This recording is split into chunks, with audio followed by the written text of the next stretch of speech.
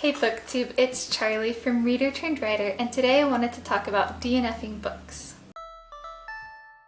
I am not one of those people that feels like they have to finish a book if I start it.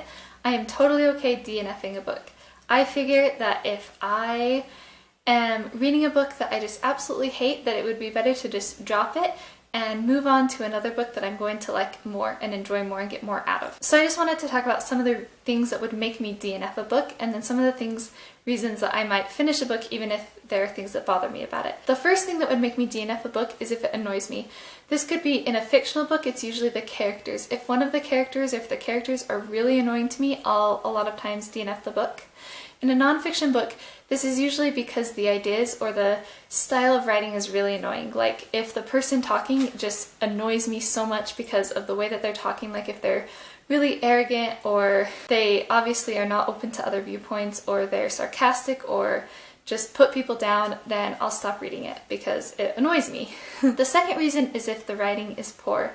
And this usually happens because they're either just telling too much or the plot just is not well done at all, or if the characters are flat.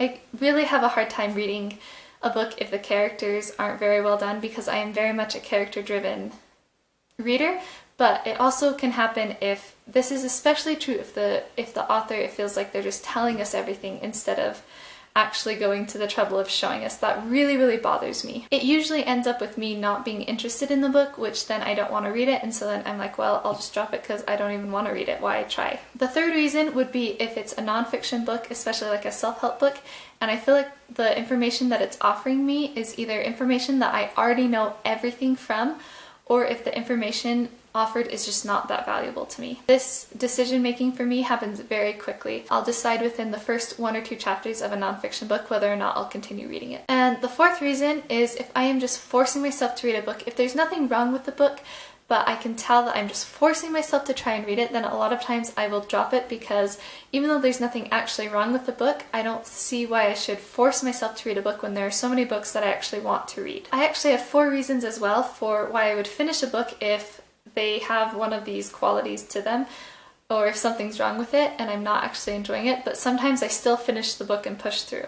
And so I have 4 reasons for that. The first would be characters. If I like the characters, even if the writing is poor, or the plot's not that good, or one of the other characters is annoying me, if I'm really in love with the characters, then I will continue reading, which makes sense because, like I said, I am a character-driven reader, so I love characters in books. And I actually just read a book where the writing really wasn't that great and I wasn't that impressed with it, but I actually really enjoyed the characters, so I read the whole thing. The second reason is, this is especially true if it's a nonfiction, if I feel like if the concept or the point of the book is a very important one, then a lot of times I might push through and read the book anyways to get the information, even if I think the writing is poor, if it's not as interesting to me. The third reason is probably not that great of one, but if the book is really popular, then a lot of times I'll push through even if I'm not enjoying it. I feel like this happened to me with Strange the Dreamer. I had to force myself to finish Strange the Dreamer, and I actually gave it like 3 stars. I didn't hate it, but I also didn't love it, but if it hadn't been so popular on BookTube, I probably wouldn't have just DNF'd it and not actually finished it because I had to force myself through it so much. This also happened with Boundaries by Henry Cloud. It's a nonfiction self-help Christian book that Dave Ramsey actually recommends to a lot of people, and if I hadn't had the recommendation from Dave Ramsey, then I probably would not have finished the book. My husband actually started reading it and then stopped reading it, and I just told him about the rest of it because he didn't feel like it was useful enough to continue reading.